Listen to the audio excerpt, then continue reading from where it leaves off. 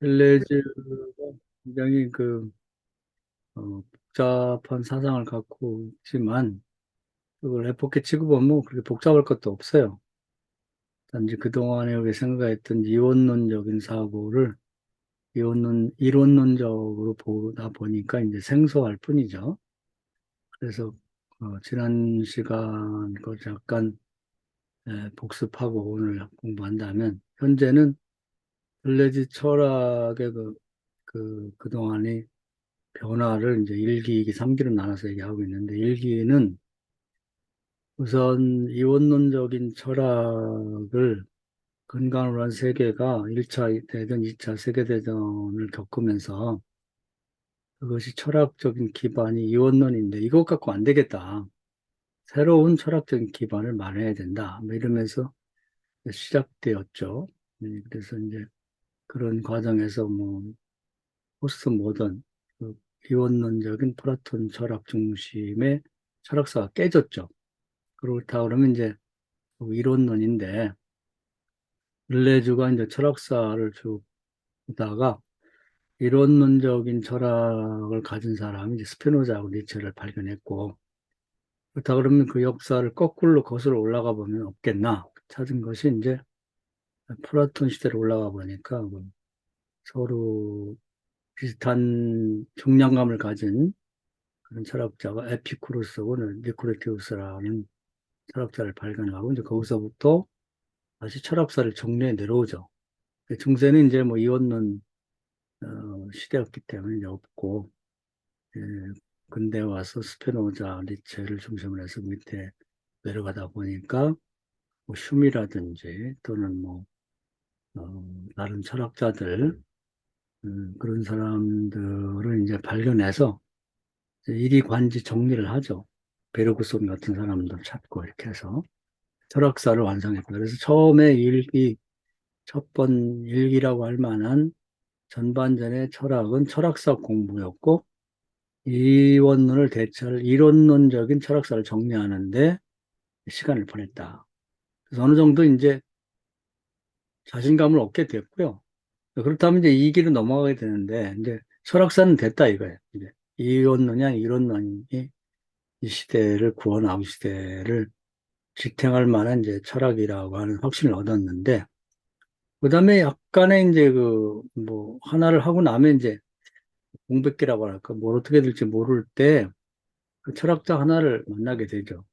그 사람이 이제 오늘 여기 소개하는 그, 철학자이자 또 하나는 한편에서는 뭐라고 할까요? 정신의학자라고 볼 수가 있죠. 과탈이라는 사람인데 이 사람을 만나서 둘이 이제 그 영향을 주고받으면서 이 길을 만나게 됩니다. 그래서 처음에 이제 철학사를 이제 정리를 했다 그러면 이제 본격적으로 그러면 그런 철학사 이론론 좋다 이거예요. 그러면 그 이론론적인 입장에서의 인간은 무엇이냐. 이제 뭐 이원론적인 입장에서는 뭐 인간에 관한 얘기를 굉장히 많이 했죠. 그런데 이제 이론론적인 입장에서 이론론적인 철학사를 정리하고 났을 때 그런 입장에서 인간은 뭐냐? 근데 그 당시에 이제 인간에 대해서 가장 진보적이고 많이 사람들에게 이렇게 회자되는 인간에 대한 해석의 대세는 이제 어, 그, 프로이드의 의식과 무의식 이것이 이제 그 시대의 대세였어요. 그래서 그걸 가장 잘 정리하고 대성을 이룬 게 이제 락강이라는 사람이에요, 락강. 그래서, 이제 그 프로이드의 사상을 이제 간단히 요약하면은 의식과 무의식으로 나눌 수 있는데 의식은 무의식에 의해서 지배를 받는다. 근데 그 무의식의 내용은 오이디푸스 컴플렉스. 그건 이제 뭐 신화에 나온 얘기죠. 아들이 엄마를 사랑하기 때문에 아버지를 지고 엄마를 차지한다. 이제 이것 가지고 모든 걸 다 설명하는데 이제 이 꽈딸이라고 하는 사람은 이제 거기에 대해서 반기를 들죠.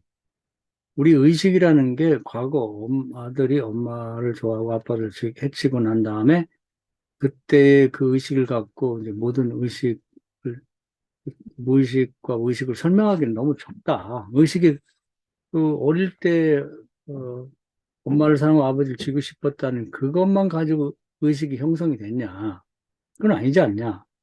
의식이 형성되는 것은 그 엄마 아빠의 관계도 물론 일부 있을 수 있지만 사실은 사회 전체에 영향을 받는 거다.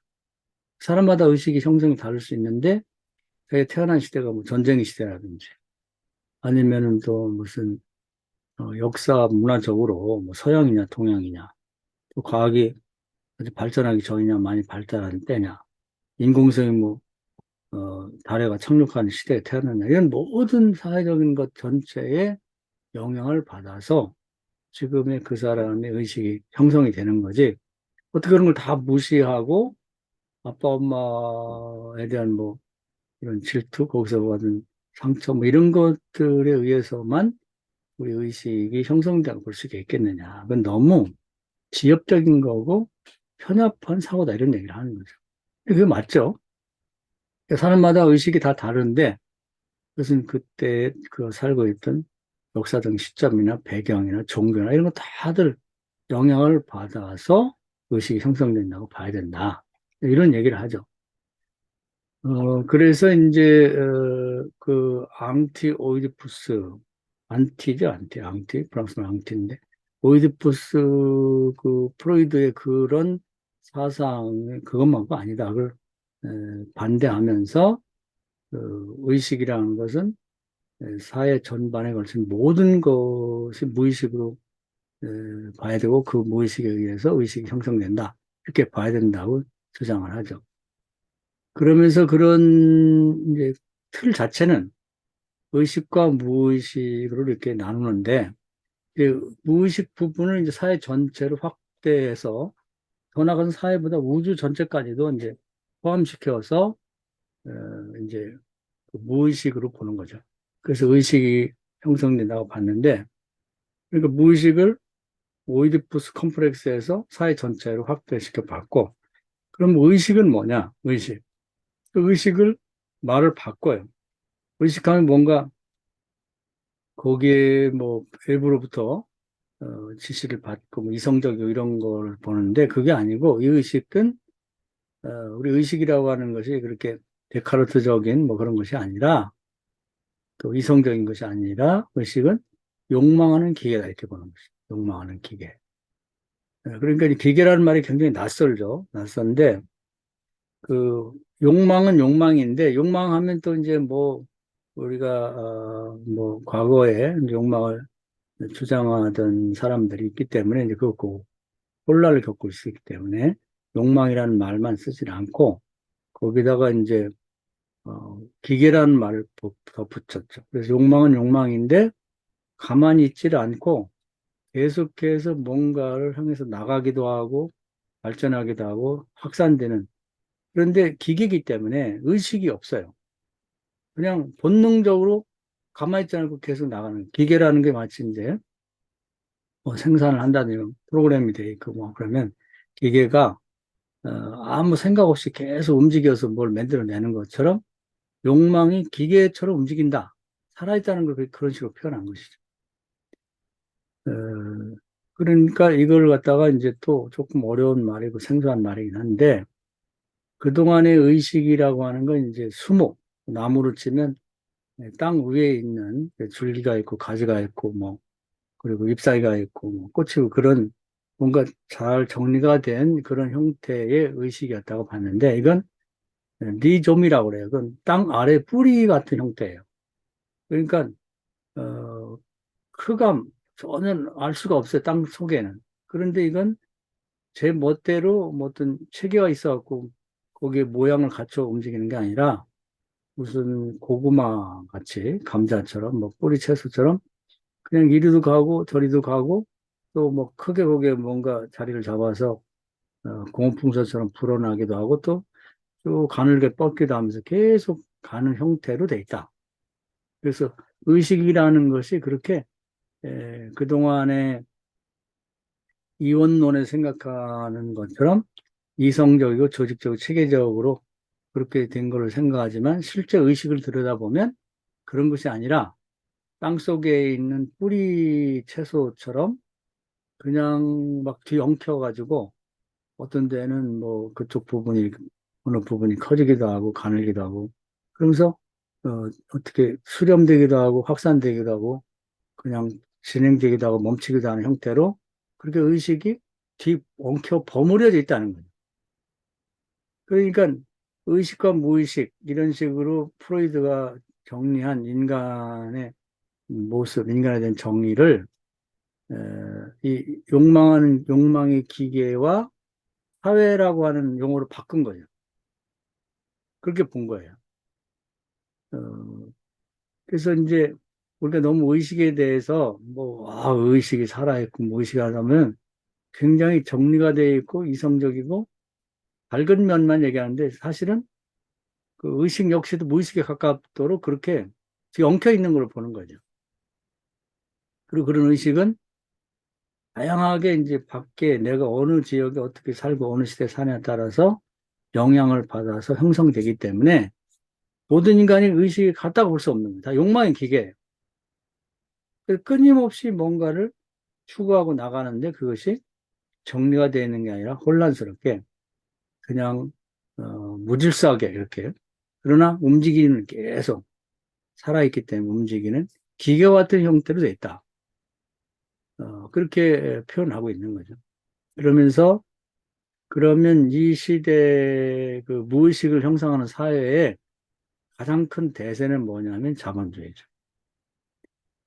그 자본주의가 이제 우리 지금 현대인의 그 의식, 이 리좀을 지배하는 그런 밖에 어떤 무의식으로 존재하고 있고 이 자본주의 역시도 가만히 보면 욕망하는 기계로서 끊임없이 이 이익을 추구하는 방향으로 가고 있다. 그렇기 때문에 예를 들면 돈이라고 하는 것이 이제 욕망의 기계나 똑같아요. 대표적인 예를 들면 사실은 사람은 아니고 그런데 끊임없이 그 돈이 증식할 수 있는 곳으로 흘러갑니다. 그리고 잔인할 정도로 마치 이제 좀비와 똑같이 그냥 뭐 사람이 죽든 뭐 어떻게 되든 뭐 환경이 파괴든 관계없이 돈이 증식할 수 있다면 그곳으로 흘러가 가지고 그것을 파괴하고 막 계속해서 전진하면서 돈을 생산하는 거죠. 그런 방식으로 이 자본주의가 흘러가는데 이걸 이제 막을 방법이 없는 거죠. 그래서 모든 사람은 싫다고 그러면서도 아니라고 그러면서도 자본주의 종속이 돼 있는 거죠. 그래서 세상에 전쟁도 이제 보면은 자본 증식의 이유 때문에 이윤이 되고 뭔가 이익이 되니까 정쟁을 하려고 하는 거죠. 그리고 뭐 지금도 보면 러시아 같은 나라도 이제 뭐 우크라이나를 침공한 게 거기 뭐 제화자원이나 뭐 곡식이나 이런 것들이 탐나가지고 이제 그러는 거죠.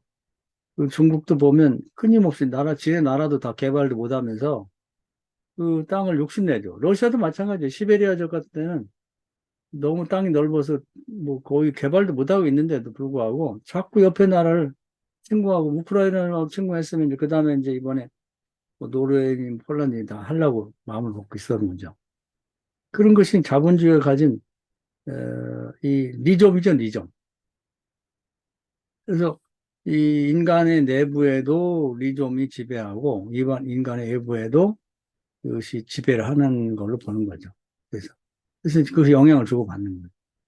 중국도 이제 대만을 침공하려고 하는데 그것이 이제 그 TSMC 그 반도체를 먹으려고 하는 거죠. 그리고 지네 나라도 잘 관리를 못하면서 동남아시아 하면 앞바다를 다 지네 땅이라는 거예요. 옛날에 과거에 한때 지배했던 때가 있기 때문에 이건 이름도 남중국해라. 중국해가 아니죠. 그건 공해인데. 그래서 거기 이제 못 들게 하고 이제 들으면 뭐 미사일 쏘겠다 이런 식으로 하는 게 아니 거의 좀비나 마찬가지 좀비. 무조건 그냥 그런 사람들은 근데 거기만 그런 게 아니라 일본도 그렇고 말씀하셨으면 전 세계를 다 먹고 그것과도 마음에 성이 안 차죠. 그냥 계속해서 욕망하는 기계가 돼가지고 이제 그 다음에는 달을 점령하고 아니 그러지 않아도 이제 달도 뭐 서로 점령하러 난리죠. 그다음 화성도 점령하고 할 수 있면서 우주를 다 점령하고 먹고 싶은 거죠. 이성 없는 욕망하는 기계. 인간이라는 거죠. 그것이 이제 밖으로 표출되는 것이 현재 일어난 상황이라는 것입니다. 그런데 인간은 원하든 안 원치 않든 간에 거기에 모두가 여기서 이제 홈이 파져 있다고 하는데 그렇게 이미 만들어진 길에 따라서 가게 되는 거죠. 그래서 어, 우리나라 같은 경우도 뭐 요즘에 무기 팔아서 좋다고 하는데 알고 보면 전쟁에 이런저런 방법으로 참여하는 거죠. 그렇게 해서 이제 이 자본주의라고 하는 것이 우리 인간, 현대 인간의 의식, 의식이라고 하면 이제 프로이드 식이니까 욕망하는 기계의 외부 환경이 되고 있다. 이거에 이제 큰 영향을 받고 있고 영향을 주고 있다는 거죠. 그래서 이제 이 문제를 어떻게 해결할 것이냐. 이걸 이제 이런 걸 거부하기 위해서는 니체 철학에서의 초인이 돼야 된다면 초인. 근데 이제 이런 대세가 형성된 이 인간 욕망하는 그게 밖에 이 세상을 바꾸기가 굉장히 어려운 거죠. 그래서 이제 소환하는 것이 또다시 이제 공산주의 얘기가 나오는 거예요. 이런 자본주의를 대항해서 그래도 한번 세상을 바꿨던 때가 막스의 공산주의적인 사상이 아니겠느냐. 그래서 끊임없이 공산주의 얘기가 나오는 거죠. 우리가 뭐 알랭 바디오의 20세기에도 인간들이 신이 중세에서 포기한 이 세상을 인간의 힘에 의해서 한번 천국 같은 세상을 만들어 보자. 그렇게 시도한 것도 역시 공산주의였어요. 공산주의. 실패는 했지만 지금 안타까운 건 뭐냐면 그런 시도 자체도 공산주의가 망하면서 없어졌다. 그런데 의식을 갖고 있는 사람들은 그리고 대안은 공산주의밖에 없잖아요. 이 자본주의의 이 독주를 도대체 어떻게 막을 건가 하는 고민을 갖고 있는 거죠. 이건 이제 기독교에서도 고민해야 될 가장 큰 문제, 이 세상을 이 어떻게 하나님이 생각하는 이상적인 세상으로 천국을 만들 수 있게 있는가? 뭐 다음 세상에 이제 내세에는 천국이 준비되어 있지만 지상도 천국과 같은 곳을 어떻게 변화시켜 갈 건가 하는 것이 이제 문제가 되는 거죠. 그래서 이제 이건 종교 철학이죠. 종교에서 문제고 그 전에 문제는 이 들레즈와 꽈따리의 고민은 이 세상이 현재 이런 상태에 있다고 하는 것을 진단하고 얘기하는 거죠. 그러니까 이 꽈따리와 들레즈의 철학의 근거에서 세상을 바라보면 참으로 답답하고 안타까운 상태에 있는 것이죠. 그러면 어떻게 이 세상을 바꿀 건가 하는 대안은 없어요. 그래도 있다 그러면 뭐그 변형된 형태라도 이 자본주의가 아닌 공산주의, 사회주의 같은 형태가 되지 않느냐. 그런 정도로 얘기를 하고 있는 것입니다. 그래서 이걸 고민하고 있는데 지금 뭐 우리나라도 마찬가지죠. 우리나라도 그렇고 전 세계가 자본주의화 다 돼버렸죠. 자본주의로 통일이 돼버렸는데 자본주의 역시도 그걸 통제할 수 없는 리좀, 땅속에 들어있는 뿌리 채소처럼 그 응단, 까맣게 덮여 있는 상태에서 무슨 짓을 하는지 모르는데 계속해서 돈이 되면 이익이 되면 그걸 추구하는 거죠. 그것이 이제 겉으로 드러난 뭐 죄라고 해가지고 뭐 자기들이 싸우고 그러지만 알고 보면 그 사람도 다 그런 방향으로 땅 속에서 음성적으로 이제 그렇게 욕망을 추구하는 기계처럼 그렇게 가는 거예요. 그래서 그걸 이제 리체는 도덕적 계보라고 하는데 도덕적으로 세상을 보지 말라는 거죠. 세상은 도덕적으로 이렇게 운행되고 있지 않다는 거예요. 욕망하는 기계로 움직이고 있는 거지. 그래서 어떤 사람은 뭐 예를 들면 아우 나 돈 많이 벌어가지고 이제 그만 버려 이런 사람 없는 거죠. 그냥 집에 500원짜리 5천원짜리를 막 1톤, 2톤, 4톤씩 쌓아놓고 사는 사람도 아우 나 이제 돈 그만 벌어 이런 사람 없는 거예요. 계속해서 끊임없이 그, 그 리좀 땅속에 응달진 아무것도 보이지 않는 그 흑암 속에서 계속해서 이익을 추구해 나가는 이성 없는 괴물처럼 좀비처럼 기계처럼 그 일을 추구하는 것이 자본주의라고 하는 그런 인간을 둘러싼 환경이고 그런 영향을 받은 인간 역시도 한 사람 한 사람이 그 도덕적 인간, 그 신앙적 인간으로 봐서는 안 되고 그냥 리좀이죠, 리좀. 그 욕망하는 기계라서 계속 왜 그런지도 모르지만 계속 그걸 추구하는 거예요. 어둠 속에서. 교회도 마찬가지입니다. 이게 이제 그런 식으로 바라보면 교회는 끊임없이 부흥하고 끊임없이 확장하고 싶어요. 그래서 한 지역에 다른 개척교회가 다 없어지더라도 우리 교회만 커지면 되고 영향력을 발휘하고 그래서 영향력 있는 교회, 지배적인 교회.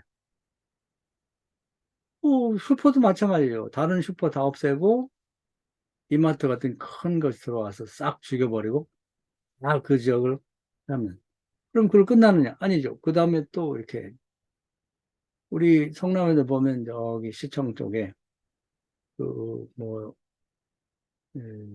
뭡니까 미꾸라지 그 해서 파는 그런 음식점이 있어요. 근데 거기 잘 되니까 그 옆에다가 또 어, 그런 음식점을 내서 이번에는 뭐 이 한식점 또 냈고 커피숍 냈고 그래서 그 지역 전체가 다 아주 음식점 타운이 됐는데 또 다른 지역에 그 프랜차이즈 지점을 계속 내고 있더라고. 그 사람이 어디까지 가겠냐? 아, 나 그만해야지. 이거 다른 사람들. 그건 아니죠. 거기 좀비처럼 할 수 있으면 이제 대한민국 전역에다 다 프랜차이즈를 내고 싶죠. 그리고 그 모든 돈을 다 긁어 들이고 싶은 거죠. 뭐 하려고 하는지는 몰라. 그렇게 많이 해서. 그다음에 넘어가겠죠? 일본에도 내고, 중국에도 내고, 베트남에도 내고. 끊임없이, 끊임없이 그렇게 문어발식으로 계속 나가겠다. 그 인간 자체를 가만히 들여다보니까 욕망하는 기계예요. 이성 없는, 목적도 없고, 이유도 없는데 계속해서, 이게 뻗어 나가는 거죠. 뿌리라고 하는 것이, 그냥 음성적으로 보이지 않는 흑암 속에서 그 뻗어 나가는데, 이 사람들이 뭘 생각하고 있는지, 그런 것도 사실 생각도 없는 거예요. 그냥 욕망하는 기계. 그 기계라는 말이 굉장히 상징성이 강해요. 욕망하는 사람이면 이성이 있는데, 이성이 없는 기계 같은 형태로 가고 있는데, 우리는 거기에 휩쓸려 들어가지고 그렇게 돼 있는 프로그램 돼 있는 것처럼 홈이 파져 있는 대로 목사도 그런 형태로 가고 있고 장사하는 장사도 그렇게 가고 있고 무슨 뭐 대학 교수는 교수로 그렇게 돼 있어 갖고 뭐 교수 돈만 된다 그러면 뭐 어디 정치 어디 가서 나가갖고 뭐 TV에 나가고 뭐 토론하고 또 무슨 동회도 다니고 뭐 자기 주관이라는 게 없는 돈만 되면 다 하는 거야 뭐든지 그냥 다 이렇게 돼버렸다는 게 지금 시대가. 그래서 정말로 이런 때는 초인이 필요하다. 초인. 이걸 거스릴 수 있는 사람. 근데 이제 너무 약하죠. 니체도 거스리려고 하다 보니까 미친 사람 취급받아서 결국 미쳐 죽었는데, 이 시대를 아무나 시대를 보는 거죠. 그래서 그나마, 이 프로이드가 의식 무의식으로 볼 때는 상당히 뭐 정리가 된 것 같은, 그래서 뭐 무의식은 뭐 오이디푸스 컴플렉스 부분을 뭐 잘 어떻게 정리하고 뭐 치유받으면 정상적인 의식이 돌아오고 하는 정도로 깔끔하게 정리가 됐는데 지금 그게 아니라는 겁니다. 내부를 들여다보니까 인간의 내부는 욕망하는 기계와 똑같아요. 인간의 외부는 결국 모든 사회가 영향을 주게 되는데 지금의 대세는 욕망은 또 다른 기계, 더 큰 의미의 기계인 자본주의가 세상을 지배하고 있다. 그래서 이런 시대에 정말 희망이 있는가 하는 이제 질문을 얘기하고 있는 것이죠. 그래서 거의 제가 생각할 때는 욕망하는 기계를 어, 다른 말로 하면 좀비와 같은 이유는 없어요. 목표도 없어. 그냥 이익이 된다 그러면 무조건 그를 향해서 움직이는. 그러니까 뭐 교회도 그렇고 뭐 사회 모든 분야가 돈이 되면 이제 계속 그걸 추구하는 거예요. 교회도 보니까 뭐 다 그런 건 아니지만 교회를 개척해서 좀 부흥시켜서 돈 붙여 팔아먹고 그건 교회가 본질은 아니잖아요. 심지어는 교회를 져서 그것이 돈이 그 지역에 오르면 그걸 팔아서 돈 이익을 환수해서 그걸 갖고 다른 데 투자해서 또 교회를 짓고 팔고 이런 사람도 있더라. 그러니까 교회라든지 모든 이 사회에는 자본주의의 이 욕망하는 기계에 영향을 받아서 다 수단일 뿐이죠. 교회가 목적이 아니라 교회를 통해서 수익을 올리고자 하는.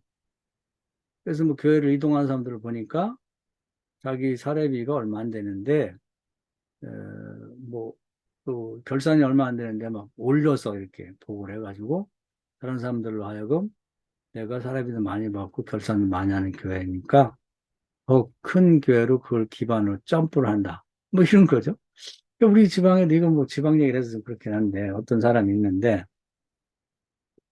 어, 그 1년에 뭐 거의 1억 가까이 헌금을 한대요. 근데 목사 개인이. 그러니까 교회에서 이제 거기에 걸맞는 교회 형편이 안 되는데 목사 자신이 이렇게 많이 헌금을 하니까 거기에 걸맞는 헌금을 이제 사례비를 주는 거예요. 그러니까 한 1,000만 원 정도는 줘야 될 거 아니에요? 그러면 이제 그 사람이 1,000만 원을 받아서 거의 한 뭐 800만 원 이상을 매달 헌금을 하는 거지. 900만 원 가까이. 그러면 이제 계속 1,000만 원 받아서 900만 원, 800만 원 헌금하니까 그냥 뭐 2, 300 받는 사람이 2, 300 하는 거랑 똑같은 건데 다른 교회 다른 사람이 볼 때는 그 정도 사례비를 1,000만 원 받는다. 그러니까 그렇게 머리를 또 그렇게 쓰더라고. 그러니까 적어도 다음에 딴 교회로 옮길 때는 이제 1,000만 원 이상 받는 교회로 갈 수가 있는 거예요, 기본이. 그래서 그것도 이제 머리가 좋아서 모르게 자기가 술을 쓴 건지 누구한테 배워서 하는 건지 모르지만 근데 그게 이제 일종의 술수가 뭐 진심으로 그 사람 평가하기는 어려운데 신앙으로 하는 건지 아니면 그런 노림수가 있어 그런 건지는 모르겠지만 우리가 이제 이런 들레즈와 같은 입장에서 봤을 때는 하나의 암암리의 그것이 욕망의 기계, 또 다른 데로 점프해 가기 위한 어, 그런 전략이 아니겠나 이런 생각도 가질 수가 있는 거죠. 그래서 우리는 교회 목사다 보니까 이제 교회 일을 더 많이 하게 마련인데 이 우리를 둘러싸고 있는 의식, 무의식에 의해서 의식이 형성되는데 들려지는 겉다리와 함께 이것을 바꾸어서 보다 이 생생한 현실에 부합되는 개념으로 바꿨는데 우리 의식이라고 하는 것을 일종의 욕망하는 기계로 보고 의식 밖에 있는 사회도 욕망하는 기계인데 그 사회 전체가 현재는 자본주의적인 욕망하는 기계가 우리를 둘러싸고 있고 그 욕망하는 기계의 영향으로 우리 역시도 욕망하는 기계로 바뀌어 있다. 그래서 밝은 대낮에 땅 위에서의 수목의 형태로 뭐 다 볼 수 있는 형태에서 이렇게 뭐 줄기가 있고 가지가 있고 잎사귀가 있고 그런 형태의 이성적이고 이렇게 판단 가능한 형태가 아니라 땅 속에 묻혀 있는 흙 속에 묻혀 있는 뿌리가 뻗어가는 형태로 도대체 무슨 일을 하는지 모르게 욕망을 추구해 나가는 기계처럼 좀비처럼 이성 없이 그렇게 이익이 된다 그러면 계속해서 뻗어나가는 문어발식으로만 뻗어가는 그런 형태가 되고 있다는 거예요. 그것은 뭐 적국도 관계없고요. 돈만 된다면. 또, 뭐, 아군, 적군이 없는 거죠. 그냥. 돈이 되면 정보도 팔아먹고, 그리고 무기도 팔아먹고, 사람도 팔아먹고. 그런 식으로 뻗어가고 있다. 이거 현실이라고 하는 거예요. 그래서 가장 큰 문제인 것 같아요. 그러면 이제, 우리는 기독교인이니까 뭐 철학을 위한 철학이 아니고, 이런 시대 상황에서 도대체 이 세상에 우리 기독교가 들어가서 할 일이 뭐냐? 기독교도 지금 대부분은 아무 생각 없으면 이 욕망의 기계적인 행동을 하는 거예요, 교회도. 그래서 끊임없이 문어발식으로 교회도 막 프랜차이즈 하듯이 개척교회를 막 여기저기 내면서 다 그것을 다 몰아서 뭐 하려고 그런지는 모르겠는데 교회가 그렇게 해가지고 뭐안 믿는 교인들을 이제 교인 만든다고 하면 누가 뭐라 하겠어요. 그런데 기왕에 교회를 다니는 남의 교인 그 99마리 가진 그 양을 가진 사람이 양 한 마리를 빼앗듯이 개척교회 교인 몇 명 되지도 않는 걸 자기 교회로 다 몰아오려고 하는 그런 의식 자체가 이 좀비 아니에요? 하나님 뜻인가? 이런 게 문제라는 거죠. 근데 그 의식 자체가 없어. 이게 좋은 건지 나쁜 건지 없는 거지. 어, 그래서 그 미우라 아야코 같은 사람 가끔 제가 말씀도 드리고 그랬는데 그 뭔가 이런 사회에서 그 조금 다른 초인 같은 사람이 되려면 말이죠. 이걸 이제 가로지른다고 하고 역주행한다고 하는데 그 어느 동네에 이제 슈퍼를 만들었고 다른 슈퍼가 있는데 사람들이 미워하고의 슈퍼로 막 다 온단 말이에요. 그리고 저쪽은 굶어 죽게 생겼어. 이유가 있겠지. 그래서 두 내외가 앉아가지고 여보 이건 아니지 않냐. 우리 예수 믿는 사람이 같이 먹고 살아야지. 어떻게 하면 좋겠냐. 우리 슈퍼에서 제일 잘 팔리는 건 물건을 떼놓지 말자. 그리고 저쪽 집에 가 사라고 하자. 우리는 없다고. 이게 이제 이게 초인인 거예요. 이게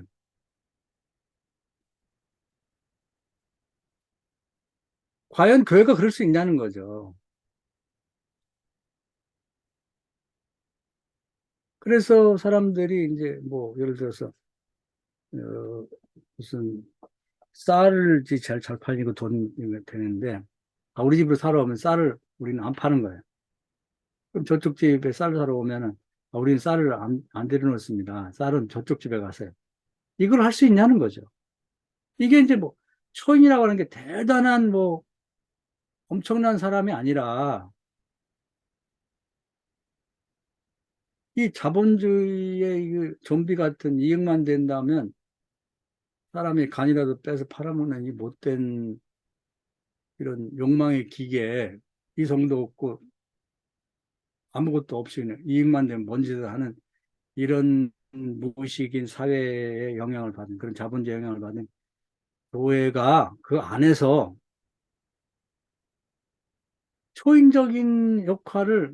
초인적인 기관의 역할을 해야 되는 거죠. 그걸 고민할 필요가 있다는 거예요. 똑같이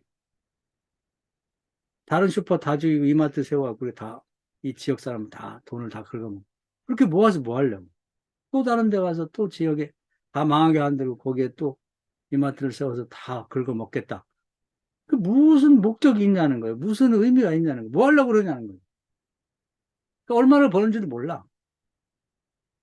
그 벌어서 뭐 하려고 혼자 그껏 해봐야 그래봤자 하루 3끼 먹는 거고 그래봤자 죽으면 뭐 요만한 욕을 하면 갇혀가지고 말이지 그 있는 건데 뭐 전두환 씨 요즘에 손자 때문에 말이 많은데 그분이 그렇게 해서 뭐 나를 들었다 놨다 하고 뭐 많은 돈을 빼들어갔다는데 그 유골이 자기 집에 있대요. 국립묘지도 못 가게 하고 그래가지고 인생이 뭔데 뭐 하자고 그 난리지?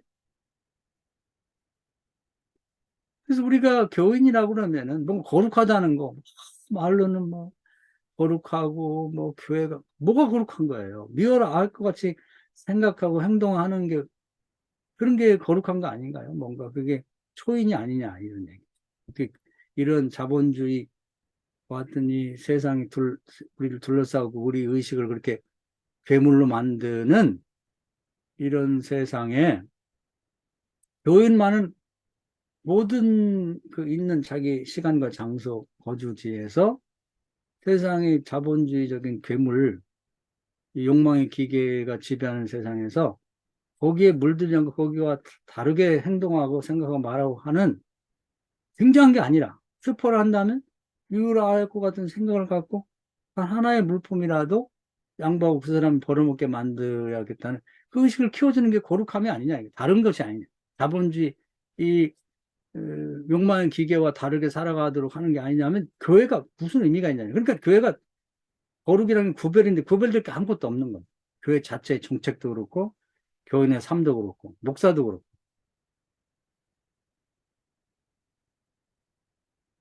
그런 질문을 우리에게 주는 거예요. 그럼 뭐 남한테 남을 얘기하는 게 저도 마찬가지, 우리 목사님들 마찬가지라. 우리 목회라고 했지만 도대체 교회라고 한 집단이 기관이 단체가 세상의 이익 집단, 자본주의 이익 집단하고 다를 게 뭐가 있냐? 여기 시내 나가면 학원 하는 사람들하고 교회를 운영하는 경영하는 사람하고 뭐가 다르냐는. 우리가 무엇을 더 부러워하고 무엇을 따라가고 싶은가? 그런 의미에서 정말 이 들레즈의 철학을 보면 우리에게 네가 그런 괴물 아니냐 그런 지적을 하는 것 같아요. 욕망의 기계, 좀비, 백주대낮에 이렇게 다 드러내놓고 하는 게 아니라 뭔가 암암리에 음침하게 땅 속에서 어둠 속에서 이익이 되는 것이면 그냥 손을 뻗쳐가지고 계속해서 그냥 그 돈을 찾아서 이익을 찾아서 목적도 없어 이유도 없어 그렇게 많이 벌어갖고 그렇게 모아가지고 그렇게 해서 뭐 하겠다는 목적도 없이 계속해서 그만 추구해 가는 게 과연 이게 사람다운 삶이냐 하는 거죠. 세상은 그렇게 치더라도 교회마저 교회 밖에 그런 좀비 같은 그 자본주의 뭐 말로는 자본주의 욕을 많이 하죠.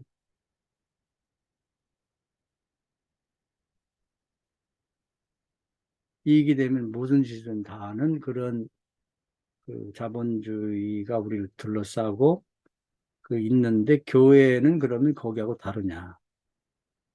교회는 다르냐 하는 것을 우리가 생각해 볼 필요가 있는 거예요.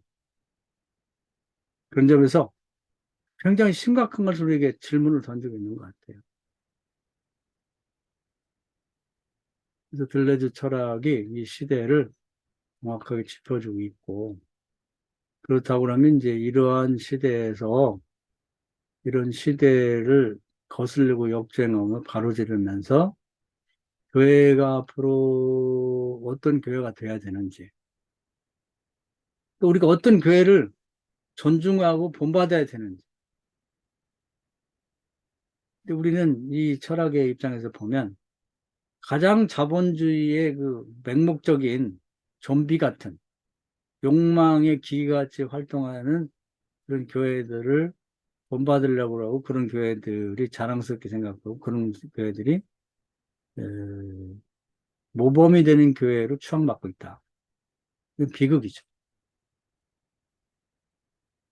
그런 교회는 사실은 별로 뭐 이상이 있을 가치가 별로 없는 자본주의의 또 다른 기관에 불과하다 이렇게 볼 수가 있는 것이죠. 그리고 교인들도 역시 그런 교인들을 만들려고 늘 노력을 하고 있고 그런 교인들을 잔인할 정도로 뭐 이렇게 음,